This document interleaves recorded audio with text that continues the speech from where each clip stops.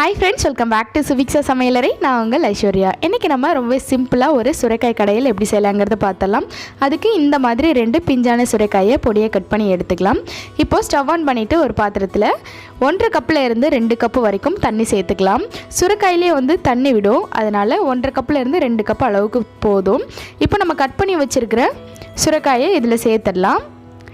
சேர்த்துட்டு இப்போ இதுக்கு தேவையான அளவு உப்பு சேர்த்துடலாம். நான் ஒரு 1 டீஸ்பூன் அளவுக்கு கல் உப்பு சேர்த்துருக்கேன்.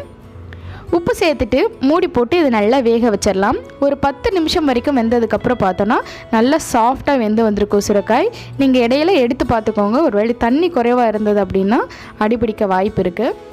சுரைக்காய் நல்லா இந்த அளவுக்கு வெந்து வந்துச்சுன்னா நம்ம கடையும் போது ஈஸியாக இருக்கும். இப்போது ஸ்டவ் ஆன் பண்ணிட்டு ஒரு பேன் சூடு பண்ணிக்கலாம். அதில் தேவையான அளவு எண்ணெய் சேர்த்துக்கலாம். எண்ணெய் சூடானதும் இதில் ஒரு 10 பல் அளவுக்கு பூண்டை நல்லா தட்டிட்டு சேர்த்துக்கலாம். இது கூட 1 டீஸ்பூன் அளவுக்கு ஜீரகம் சேர்த்துக்கலாம்.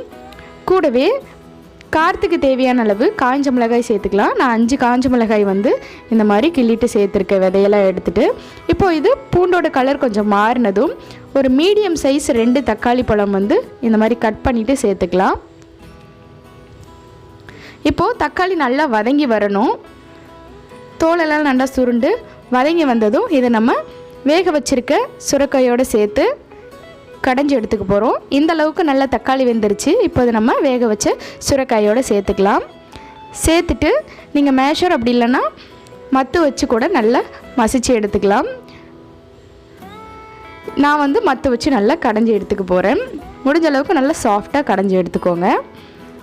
இந்த மாதிரி நம்ம சுரைக்காயை நல்லா கடைஞ்சி எடுத்தாச்சு. தண்ணியில் எதுவும் சேர்க்காமல் நல்லா கடைஞ்சி எடுத்துட்டு இப்போது கடைசியாக தாளிப்பு கொடுத்துடலாம். ஸ்டவ் ஆன் பண்ணி எண்ணெய் சேர்த்துக்கலாம். எண்ணெய் சூடானதும் இதில் 1 டீஸ்பூன் அளவுக்கு கடுகு நல்லா வெடித்து வந்ததும் 2 கொத்து அளவுக்கு கருவேப்பிலை சேர்த்துக்கலாம்.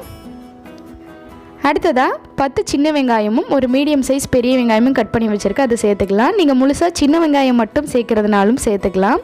அது இன்னும் டேஸ்ட்டு கூடுதலாக இருக்கும்.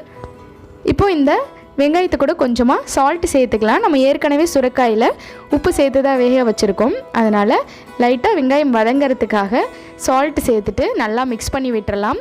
இப்போது ஸ்டவ் ஆஃப் பண்ணுறதுக்கு கொஞ்சம் முன்னாடி கொஞ்சமாக பெருங்காயத்தூள் சேர்த்துட்டு ஒரு தடவை நல்லா மிக்ஸ் பண்ணி விட்டுட்டு ஸ்டவ் ஆஃப் பண்ணிவிட்டு இந்த தாளிப்பை நம்ம கடைஞ்சி வச்சுருக்க சுரைக்காயில் சேர்த்துடலாம்.